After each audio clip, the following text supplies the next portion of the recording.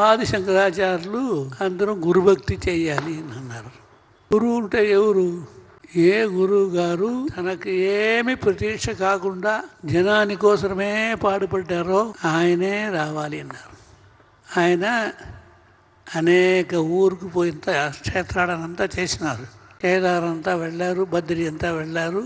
కేదార్ నుంచి కైలాసం వెళ్ళి 5 స్ఫటికలింగాలు, సౌందర్యలహరి 2 తీసుకుని వచ్చినారు కైలాసం నుంచి.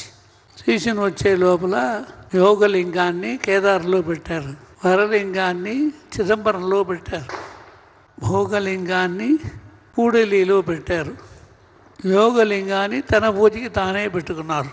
ఈ ప్రకారంగా 5 లింగాల్ని 5 క్షేత్రంలో తన పూజకి ఒకటి అని చెప్పేసి పెట్టుకున్నారు. చివరికి తమిళనాడులో పాపనాశం పక్కన ఒక అబ్బాయి ఉన్నాడు. ఆయన వచ్చినాడు. ఆయన వచ్చేసి అనేక విధమైన ప్రశ్నలు అడుగుతాడు, అన్నిటికీ జవాబు చెప్తాడు. చెప్పేసిన తర్వాత ఆయనే శిష్యుడిగా తీసుకుని సర్వజ్ఞాత్మేంద్ర సరస్వతి అని పేరు పెట్టేసినారు. సురేశ్వరాచార్యని పై పని ఎంత చూసుకోవడానికి పెట్టేసినారు.